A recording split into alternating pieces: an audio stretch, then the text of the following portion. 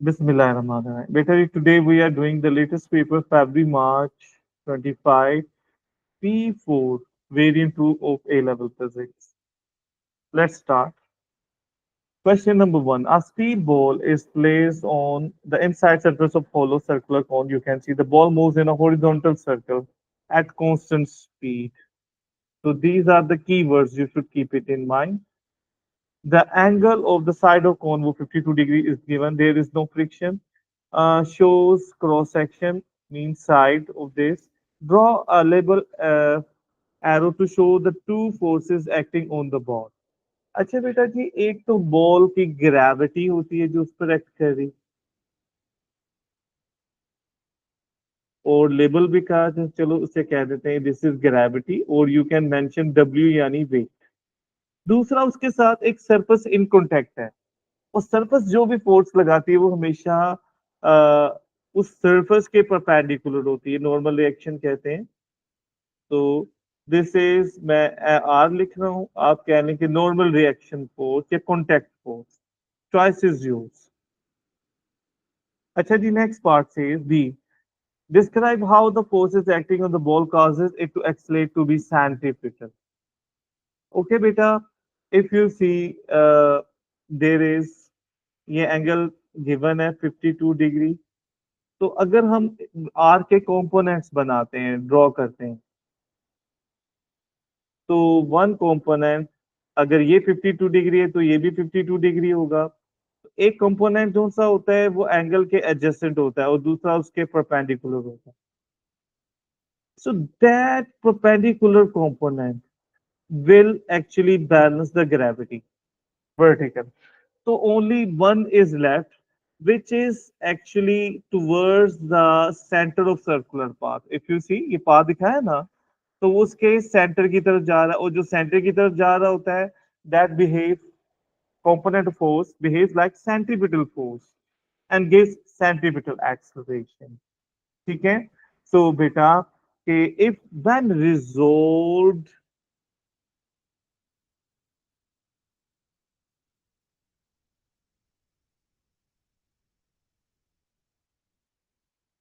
vertical component of reaction force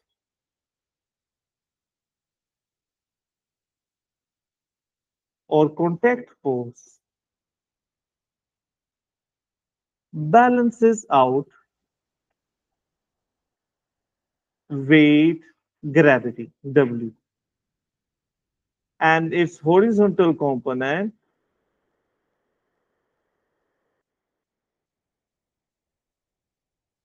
directed towards center of circular path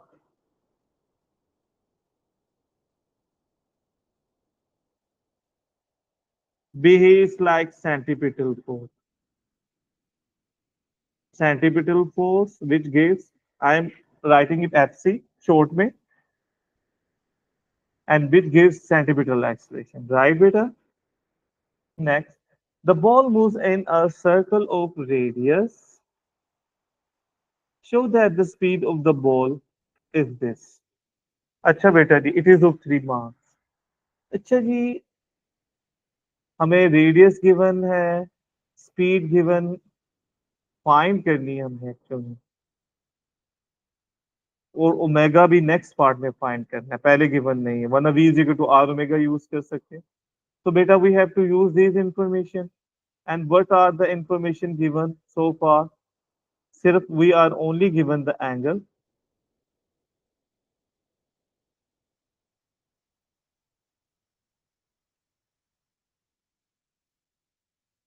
force acting on this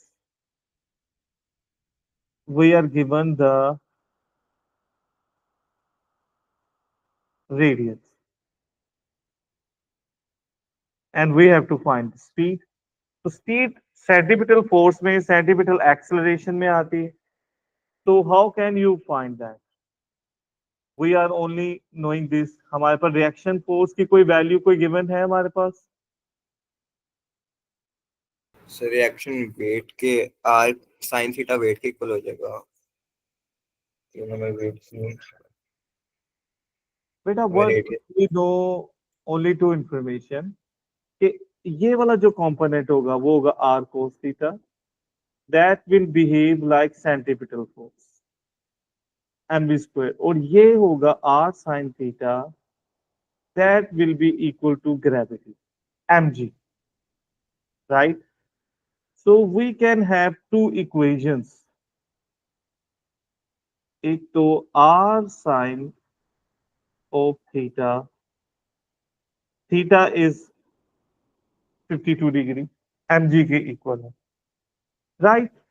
और दूसरा जो r cos theta है ना बेटा, that is equal to centripetal force, which is m mv r minus square over mv square over r, because we have to find v.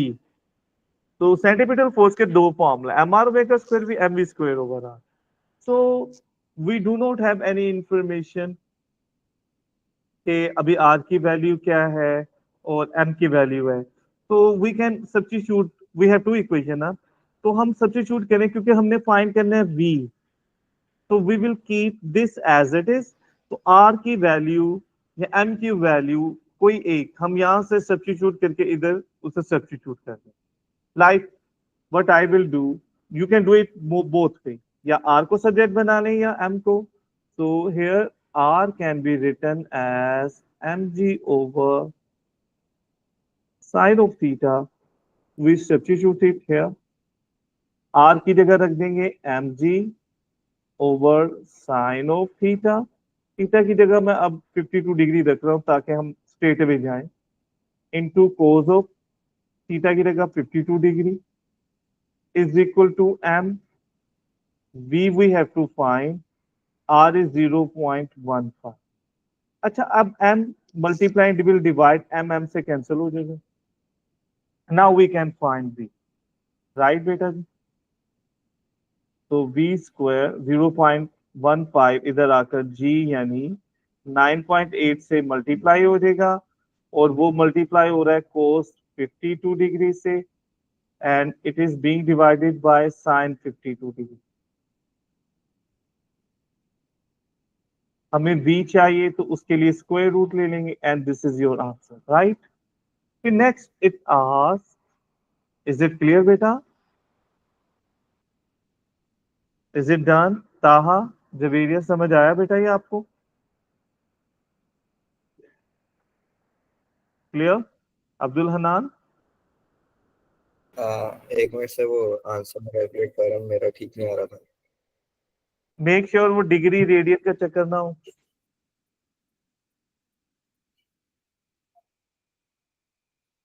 ठीक है, sir 1.07 आ रहा है.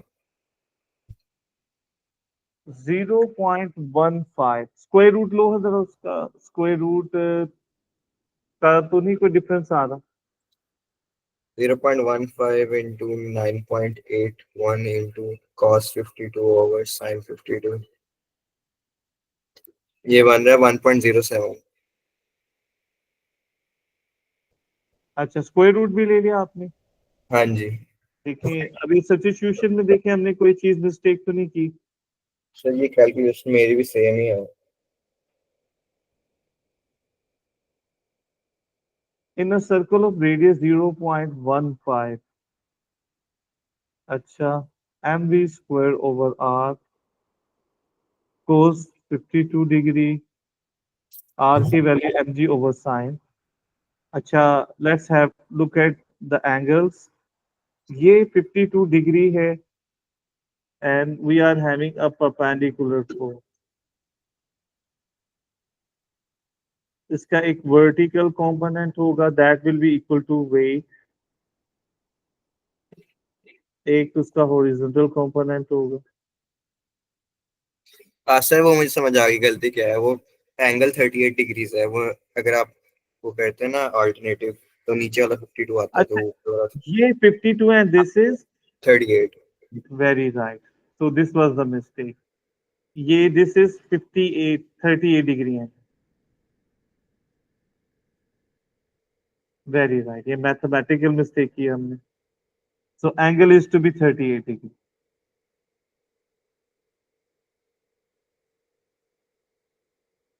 अच्छा किया कैलकुलेट कर लिया, वरना तो ये ओवरलुक हो गई थी मिस्टेक।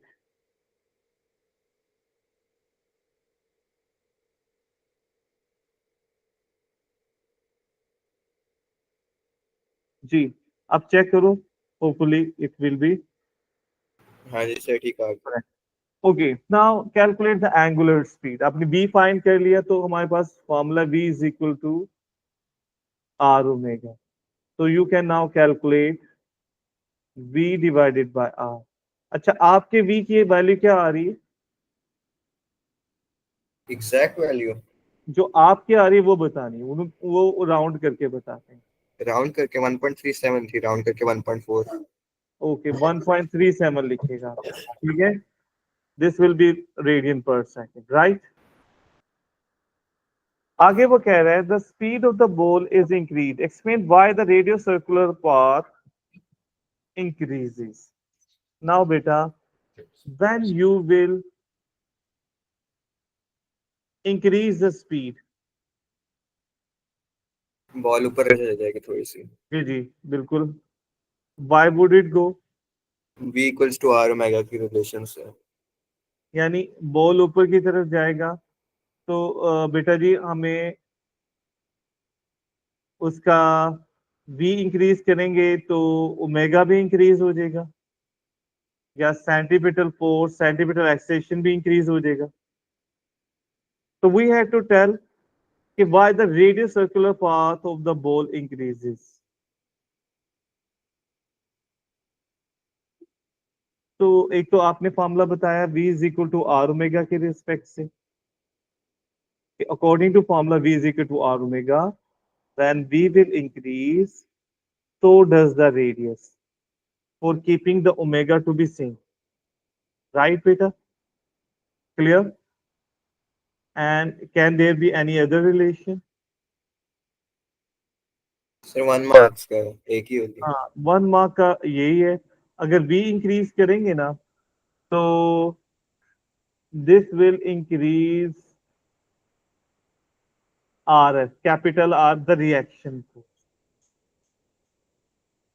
तो रिएक्शन फोर्स के इंक्रीज होने से नहीं, वो रिलेशन बड़ा हो जाएगा। This should be sufficient, right बेटा?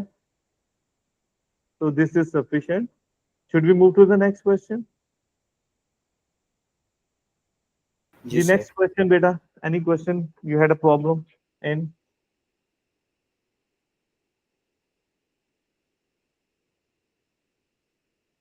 सर ग्राफ्स वैसे बना दे, कितना पेपर में टाइम लगता है इनको। जी, बेटा टाइम होता भी तो है ना, ये जो पेपर होता है इस द लेंथ, इसके लिए टाइम आपको दिया होता है ना, 2 आवर का टाइम भी तो है। अच्छा जी, ना look, the magnitude of gravitational potential on the surface of planet of radius r is this. The planet can be considered to be an isolated sphere. Sketch the variation of the gravitational potential with distance x from the center of the planet for the values between r and q. बेटा gravitation potential का formula क्या होता है? -gm/r। तो r के साथ इसका relation क्या होता है? इनवर्स। अच्छा, अब आपकी मर्जी है कि आप और सबसे ज्यादा जो ग्रेविटेशनल मैक्सिमम होता है वो कहाँ पर होता है? 0 जब पे। आप इस सरफेस पर होता है, ठीक है। ये एक स्फीयर, राइट बेटा जी। तो सरफेस पे जो सा होता है वो पोटेंशियल मैक्सिमम होता है, मींस जब हम आर पर होंगे, रेडियस पर होंगे, तो देयर विल बी दिस। और इनवर्स रिलेशन है, मींस जब हम डबल आर पर होंगे तो ये 5/2 हो जाएगा। 3 आर पर हो जाएगा तो वो 5/3, 1/3। 1/3 कितना होता है इसका? 20 का 1 2 3 4 5 6.6। 1/4 जो सा होगा वो 5 होएगा। 1 2 3 4 5 स्मॉल स्क्वायर। अब आपकी मर्जी है, आप वैल्यूज नेगेटिव में भी ले सकते, राइट बेटा जी। अच्छा जी, ग्रेविटेशनल पोटेंशियल लाइक हमें चार स्फीयर्स में होता है कि जब हम विद इन द बॉडी होते हैं, potential stage to be constant, right. तो ये एक स्ट्रेट लाइन होनी चाहिए। ये इसके बारे में मुझे डाउट है, कैन यू कंफर्म इट?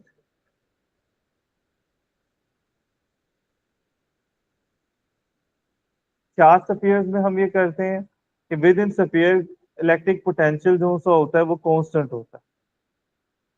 तो gravitational potential should behave the same as that, कि within sphere gravitational potential should remain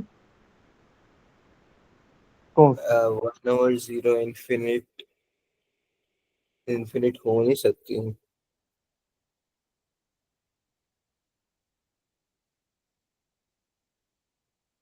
क्योंकि सर पोटेंशियल इन्फिनिटी पे होती है नहीं, मैं maximum, let me show you. Zero होनी चाहिए यहाँ बेटा पे। जी, जो ग्रेविटेशनल फील्ड होती है ना, स्मॉल जी, उसका जो डिस्टेंस के साथ ग्राफ है ना,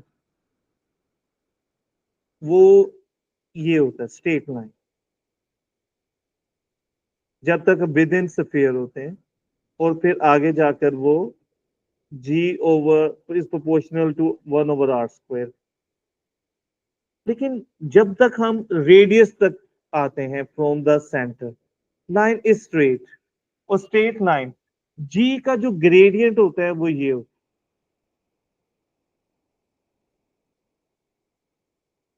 या इसका ग्रेडियंट जो सा होता है वो पोटेंशियल हमारे पास है, तो gravitational field strength is gradient of potential, ये हमने पढ़ा हुआ है इलेक्ट्रिक फील्ड स्ट्रेंथ। यानी ग्रेविटेशन पोटेंशियल का ग्रेडियंट जो सा होता है वो ई होता है। नेगेटिव ग्रेडियंट होता है। हाँ, नेगेटिव ग्रेडियंट। तो इट मींस इसका जो ग्रेडियंट है वो जी, तो ये जी इंक्रीज कर रहा है, तो ग्रेडियंट इंक्रीज कर रहा है, स्टीपनेस इंक्रीज कर रही है। तो स्टीपनेस इंक्रीज कर रही है, it means gradient should be like this, ये स्टीपनेस इंक्रीज कर, राइट सर बेटा? लेकिन कांस्टेंट नहीं है ग्रेडियंट। नहीं नहीं, ये जो जी है वो इसका ग्रेडियंट है, अच्छा। यानी G is the gradient of this potential. Means अगर हम इसका ग्रेडियंट लेंगे तो that should tell us the value of G. Potential का जो gradient of potential tells the field strength. तो विद इन स्फीयर हमने ये पढ़ा हुआ है कि वो ग्रेविटी इस तरह इंक्रीज हो रही होती किसी भी प्लैनेट के अंदर, राइट। तो वो ये इंक्रीज होने का मतलब फिर इस पोटेंशियल का ग्रेडियंट भी इंक्रीज है, तो इंक्रीजिंग ग्रेडियंट कर्व अप होता है, राइट बेटा जी? सर वो एक ये मसला था वो माइनस है मेरे ख्याल से नीचे बेटा जाके। वो देखें आप ना, आपके लिए ये होता है कि जब आप दोनों में ड्रॉ कर सकते हो, it is acceptable, but difference will be कि अगर आप नेगेटिव के लिए करोगे तो फिर सारा नेगेटिव में होगा, ठीक है? दोनों एक्सेप्ट कर लें, राइट बेटा जी? आप उसके लिए करोगे तो वो बस उसको ऑपोजिट कर देगा, समझ आ गया मुझे। राइट बेटा? आगे उसी तरह ड्रॉ कर लो।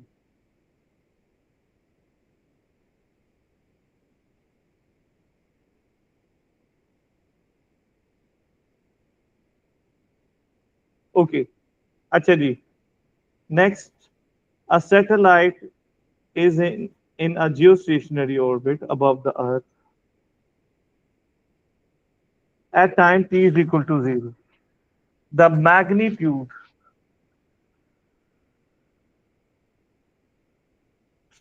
इसको दोबारा ऑन करते हो, ठहरो एक मिनट ठहर जा, चल जी। A satellite is in a geostationary orbit above the Earth. At time 0, the magnitude of the gravitational potential due to the Earth at the location of the satellite is this. At zero time, उसने बताया है कि gravitation due to earth जो सी है वो 5 है, On figure 2.2, sketch the variation gravitation potential due to Earth at location of satellite for values of between this to this 24 hours. अच्छा बेटा जी, जियो स्टेशनरी ऑर्बिट पर है, हमारे पास ग्रेविटेशन पोटेंशियल का फॉर्मूला क्या होता है? -Gm/r। तो बेटा जियो स्टेशनरी ऑर्बिट है ना, that behaves like a circular round है। तो जब आप जियो स्टेशनरी ऑर्बिट में होते हैं तो वो डिस्टेंस रिमेन सेम, जी कांस्टेंट है, एम क्या है हमारे पास? मास ऑफ अर्थ है, ये ऑब्जेक्ट का मास नहीं है। तो इसका मतलब ग्रेविटेशनल पोटेंशियल में तो कोई वैल्यू चेंज हो ही नहीं रही।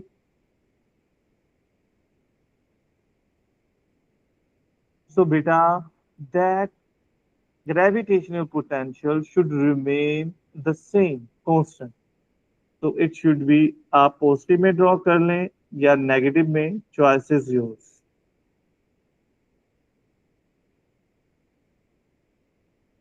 राइट बेटा, क्लियर? सर हम वैसे तो कहते थे कि एक साइड से जो भी हमने बनाया ग्राफ वो एक साइड से पॉजिटिव साइड ले लेते हैं। अगर ये अर्थ की ऑपोजिट डायरेक्शन में चला जाएगा तो 12 आवर्स के बाद ये नीचे नहीं आनी चाहिए थोड़ी सी? बेटा हम ना, एक तो हमारे पास वैल्यूज में इनमें से कुछ भी चेंज नहीं हो, जी एम और R. Geostationary orbit is a circular orbit, hmm. ठीक है? तो उसने बताया कि स्टार्टिंग में ये है, उसके बाद वो सर्कुलर ऑर्बिट होने का मतलब ये है कि हमारा डिस्टेंस ना कम हो रहा ना ज्यादा, तो आर भी चेंज नहीं हो रहा, जी भी चेंज नहीं हो रहा, एम भी चेंज नहीं हो रहा। तो अब ना हम या तो नेगेटिव में ड्रॉ कर लें या पॉजिटिव में ड्रॉ कर लें, it will be a straight line in either. Hmm, right बेटा, क्लियर? ठीक है।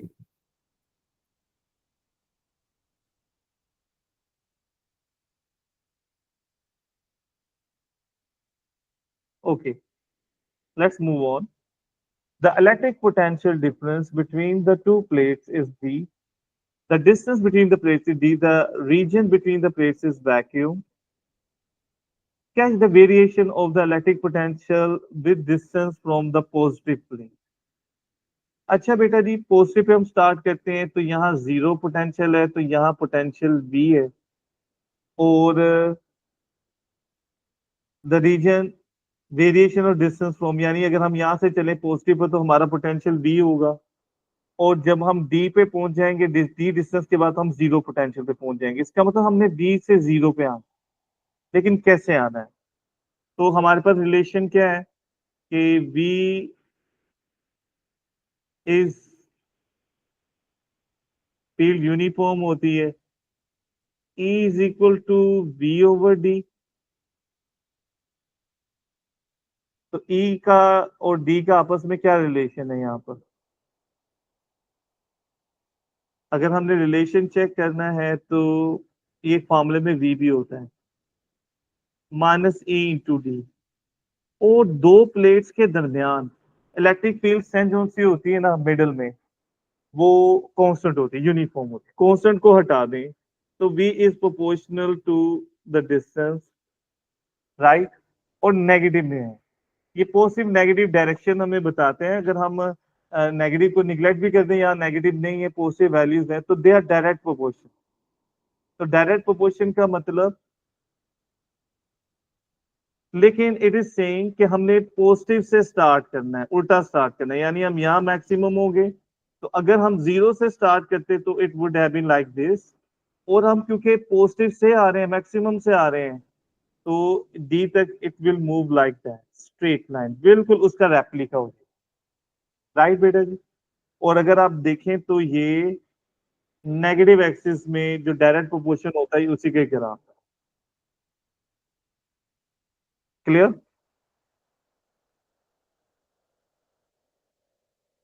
राइट बेटा जी?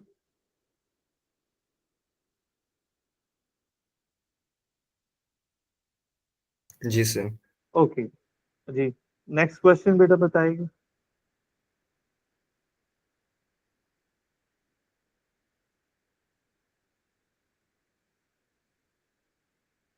एक क्वेश्चन है सर, जो हमारा पोटेंशियल का फॉर्मूला होता है वो के क्यू ओवर आर होता है ना, जी जी। वो वाला आर क्या होता है? वो आर क्यू चार्ज से होता है, एक चार्ज से होता है। This b is the formula for electric potential from a point charge. जो प्लेट्स के दरमियान होता है वो ये वाला फॉर्मूला यूज होता है, electric potential. Electric field with the distance between two plates, तो वो हमारे पास ये फॉर्मूला है। राइट बेटा? जी सर। ओके। ये भी तो हो सकता है हमारे पास एक पॉजिटिव प्लेट होती है, एक नेगेटिव प्लेट होती है, जीरो की अर्थ की बजाय। तो बेटा तब भी प्लेट्स होंगी, तो then you have to use this form. This is formula for the distance between two plates, metallic plates. Right? Clear? हाँ जी। ओके। अच्छा जी, नेक्स्ट क्वेश्चन बताएगा बेटा।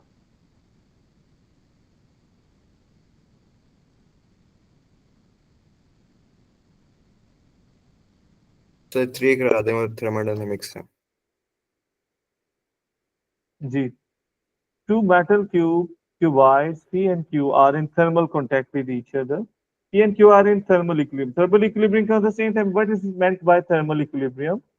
When both are at same temperature. और क्या होता है अगर सेम टेम्परेचर पे ना हो तो क्या होता है? जो heat flows from high temperature to then they, और जो सेम टेम्परेचर पर होंगे तो कोई हीट फ्लो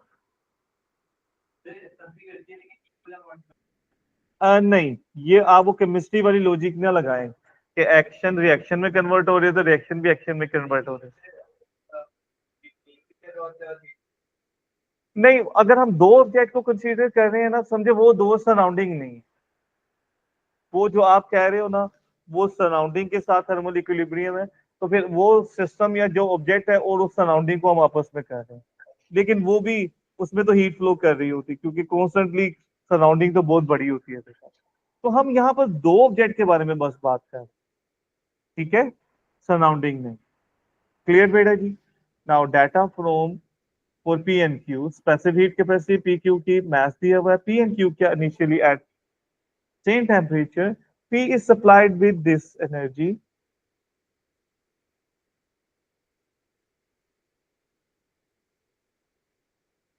24 किलो जूल और supply heat at for some time, P and Q are once again both at same temperature after some time as each other। दोबारा temperature same हो जाता है। क्यों? क्या रीजन होती है? Heat release by hot object is equal to heat absorbed by cold object. ठीक है?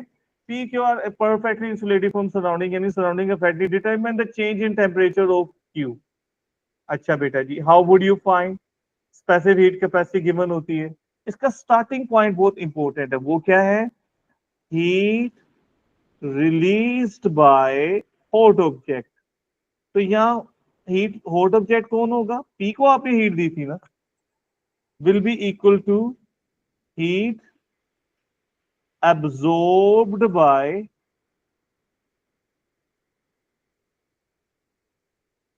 Q, cold object. अच्छा, अब यहां पर एक सिनेरियो है। आपने पी को 24 किलो जॉल एनर्जी दी, तो सारी उसको तो नहीं लग जाएगी, राइट? अब यहां पर एक इश्यू है, हमें ये एनर्जी गिवन है और हीट रिलीज पी ने कितनी की, क्योंकि उसको टोटल इतनी मिली, उसमें से कुछ पार्ट उधर गया, तो we have to change it. हमें टोटल एनर्जी पता है, तो ये टोटल एनर्जी पी में गई, उसका टेम्परेचर चेंज हुआ और फिर क्यू का भी टेम्परेचर चेंज हुआ और सराउंडिंग से बिल्कुल इंसुलेट है। इसका मतलब इन अदर वर्ड्स, ये जो टोटल एनर्जी है ना, it would have changed the temperature of P and Q both। तो बेटा टेम्परेचर चेंज करने में जो फॉर्मूला लगता है वो है m c delta theta. Delta T कह लें बेशक, तो वो पी के लिए भी होगा एक मरतबा, और plus m c delta theta Q के लिए भी हो। राइट? क्लियर? हमें टोटल एनर्जी पता है वो 24 किलो मीन्स मल्टीप्लाई बाय 1000। अच्छा जी, मास पी का गिवन है, केजी में ही है, यूनिट्स को कोई कन्वर्ट नहीं करना, तो पी का मास है ये, और टेम्परेचर में चेंज जो भी होगा, फाइनल टेम्परेचर दोबारा वो सेम टेम्परेचर पर आने का मतलब टेम्परेचर में चेंज दोनों के लिए सेम होगा। Specific heat capacity for P is 390, और change in temperature delta T उसने कहा है, जो इसके लिए होगा वही इसके लिए होगा। तो क्यू का मास कितना बेटा, 0.37, स्पेसिफिक हीट कैपेसिटी उसके लिए कितनी है, 910, और change in temperature delta T. You can take delta T to be common. Can you solve it? जी सर। हो जाएगा। आगे देखते हैं, अगर नहीं रिक्वायर्ड आगे तो फिर we will continue with this. आगे चलते हैं, शायद वो डिफरेंट लग रहा है जी। नाइट्रोजन में be assumed to be an ideal gas. A fixed amount of nitrogen gas is contained at a constant pressure. Fix amount का मतलब फिक्स mass, ठीक है बेटा। The variation of the volume with temperature is given. Charles law है वैसे ये, for your information. The temperature of nitrogen gas is increased from 0 to 210.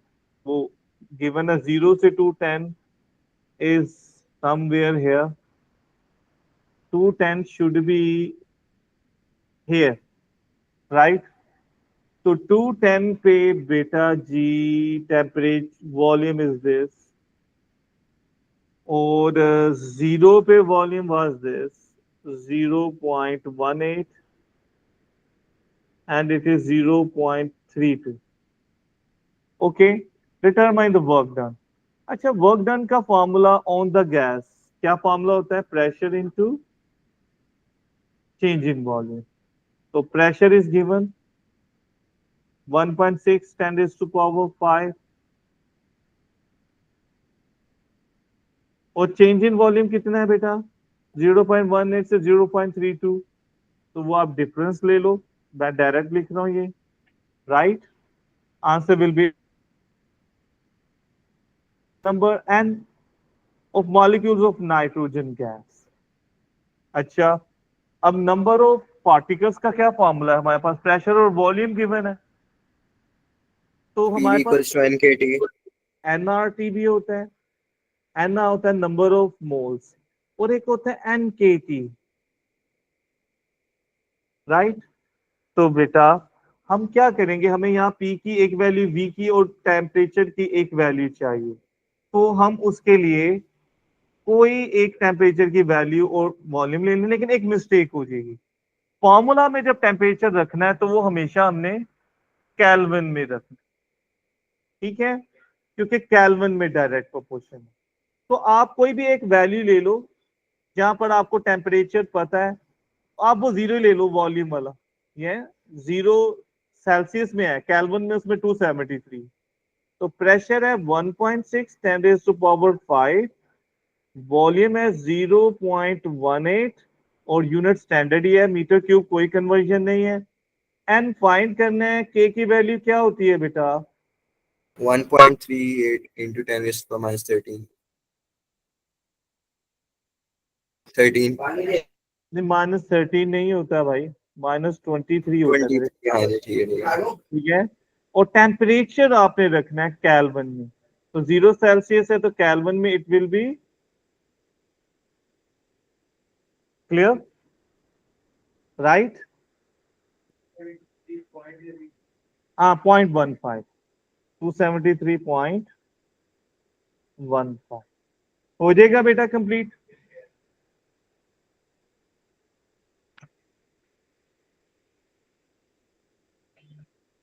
ओ हो गया, ओके। फाइल्स जी सर। चलाकी कर रहा है ये तो, तूने मुझे शाम को चेक करवाना था पेपर। नहीं, क्या नाम है, मुझे था कि कोई और पेपर डिस्कस कर रहे हो कि मैं ज्वाइन करा, मैं तो दूसरा पेपर चलो कर रहा कोई था बात अपना। नहीं, मैं शाम को चेक करूंगा, okay. The mass of the nitrogen molecule is this, उसने मास दे दिया है। Calculate the root mean square speed of a nitrogen molecule at two 10 degree Celsius. अच्छा, रूट मीन टेम्परेचर स्क्वायर वाली का रेशियो, टेम्परेचर के साथ क्या रिलेशन है हमारे पास रूट मीन स्क्वायर का? v square is directly proportional to temperature। तो हमारे पास वो प्रोपोर्शनल के लिए दो वैल्यूज चाहिए, तो क्या कोई एक और वैल्यू है रूट मीन स्क्वायर की हमारे पास? यहाँ तो वॉल्यूम है, नहीं गिवन है। तो बेटा हम थोड़ी सी वो डेरिवेशन या फॉर्मूला देखें, अगर फॉर्मूला में लिखा हुआ है तो हम वो टाइम बचा लेते हैं फॉर्मूला डाटा में, वरना वो डेरिवेशन करनी पड़ेगी। दिया हुआ है 1/3 ये n/d। हाँ जी। बेटा this is the formula we are to use, right बेटा जी। हमें mass of one molecule and number of particles है, तो ये फॉर्मूला यूज कर लेते हैं, इसके यही फॉर्मूला बस अभी जो हमें हेल्प कर रहा है।